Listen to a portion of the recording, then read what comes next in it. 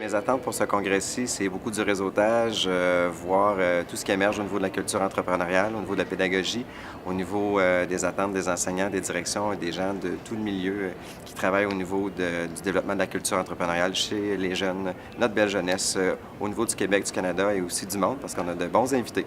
Alors, bon congrès à tout le monde! J'attends des idées, l'inspiration, un réseau, rencontrer des gens, s'inspirer. Alors, je viens ici pour un peu dynamiser notre projet entrepreneurial à l'école, venir chercher des nouvelles idées. Qu'est-ce que ça veut dire en fait une école entrepreneuriale? Parce que pour moi, c'est assez nouveau comme principe. Je suis ici pour connaître le réseau québécois des écoles entrepreneuriales et également regarder le potentiel d'associations parce que nous sommes en projet de développement d'un programme particulier en entrepreneuriat-études. D'être en réseau, hein, c'est toujours intéressant là, pour arriver à un partage des différentes expériences qui se font dans les différents milieux pour ne pas réinventer la roue chacun de notre côté. Mon objectif est de mieux comprendre le concept des écoles entrepreneuriales conscientes pour pouvoir en parler plus facilement dans mes écoles. Les raisons pourquoi on est venu, c'est pour trouver des idées, mais surtout des étincelles pour pouvoir allumer des flammes dans les yeux de nos jeunes et dans les nôtres. Les rencontres de ce type-ci sont très intéressantes dans la mesure où elles créent une richesse, elles partent d'une richesse collective et permettent justement au système d'avancer et vraiment de se perfectionner, même si la perfection n'existe pas, mais en tout cas d'avancer et de ne pas stagner. Donc, on a un tout nouveau projet pédagogique à Félix Leclerc cette année qui s'appelle Communication et entrepreneuriat. Et étant donné que c'est nouveau, les enseignants sont un peu, on pourrait dire, un peu dans le néant. Lorsqu'on démarre un projet, on doit vraiment les soutenir, on doit vraiment les accompagner. Et une journée comme ça nous permet justement de voir quelles sont les lacunes, quels sont les éléments que nous allons pouvoir bonifier dans notre projet. On a avec nous des gens de Belgique, de Suisse, d'Afrique, du Bénin, évidemment Québec, Canada. Toute la diversité en lien avec le même projet, l'entrepreneuriat conscient. D'abord, on s'amuse bien, mais au-delà de cela, on apprend beaucoup de choses, on partage beaucoup de choses. C'est vraiment la fonction première du congrès. Et on donne beaucoup de choses, on reçoit beaucoup de choses. Et on s'aperçoit que les problématiques sont fort semblables finalement. On travaille dans l'humain, et l'humain, qu'il soit québécois, qu'il soit belge, mis à part l'accent, finalement, ça reste de l'humain. Et les réponses qu'on trouve et qu'on propose, finalement, sont dans les mêmes ordres, mais par contre, ça fait du bien de prendre un peu de recul parce qu'il y a des solutions qui parfois sont évidentes et qu'on n'a pas vues tout simplement. Et donc on peut nous les donner, on peut en offrir.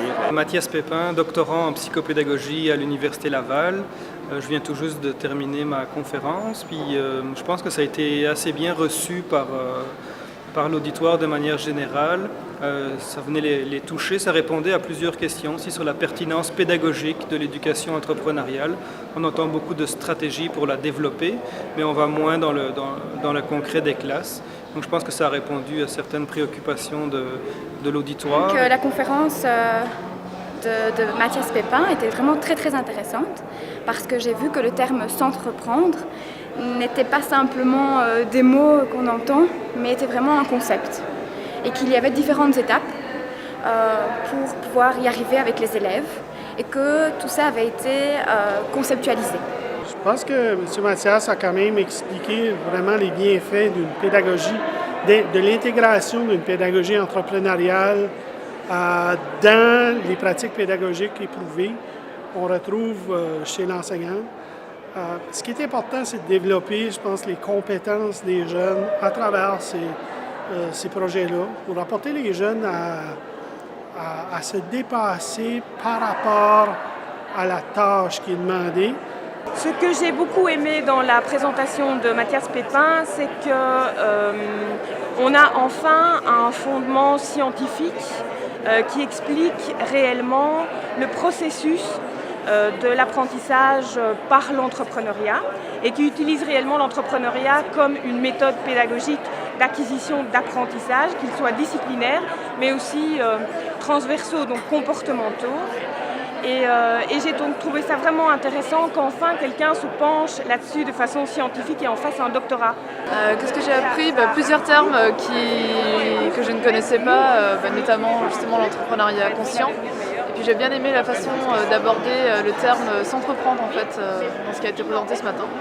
La conférence de ce matin m'a permis vraiment de voir la différence entre s'entreprendre, entreprenant et entrepreneur. Et à ce niveau-là, je pense que l'objectif premier, c'est vraiment s'entreprendre, devenir entreprenant. Et si éventuellement ça mène vers l'entrepreneur et entrepreneuriat, bien, tant mieux, mais ce n'est pas l'objectif final. Et ça a comme conforté ce que je pensais. Puis, c'est ça. Avec la façon dont on approche les jeunes de façon générale, inévitablement, on aura plus de nouveaux entrepreneurs. Parce que juste leur apprendre à se faire confiance dès l'école primaire et secondaire dans des projets où ils fixent un objectif et ils le réalisent, ils l'atteignent, ils vont déjà devenir beaucoup plus résistants par rapport aux risques. Actuellement, un des problèmes, si on n'entreprend pas, on craint le risque. Mais ces jeunes qui auront été rodés aux projets entrepreneuriaux auront compris qu'ils sont capables. Et ça, c'est un élément majeur. Alors, pour ce qui est de l'entrepreneuriat classique, on le favorise. Mais ce que j'aime penser, c'est que dans tous les secteurs d'activité, des gens, des hommes, des femmes entreprenantes, de vision et créatifs, on en a grand besoin. Et des gens entreprenants et responsables, c'est notre avenir qui en dépend. Et je retiens également le besoin criant de formation, tant pour nous, administrateurs, que pour les enseignants qui s'embarquent dans cette belle aventure qui a certes des retombées positives, mais les assises théoriques sont toujours quand même importantes. Le but de ce congrès, c'est d'avoir suffisamment d'arguments, suffisamment de vision sur ces écoles afin de ramener en Suisse ces pratiques et de développer plusieurs écoles pilotes durant les prochains mois, voire les prochaines années en Suisse. Le plus gros point, moi, je pense que c'est l'épanouissement de la personne. Je pense qu'en résumant tout ça, si on suit ce projet-là, on sait où on va par la suite. Voilà, et tout est dans le sourire, bien sûr.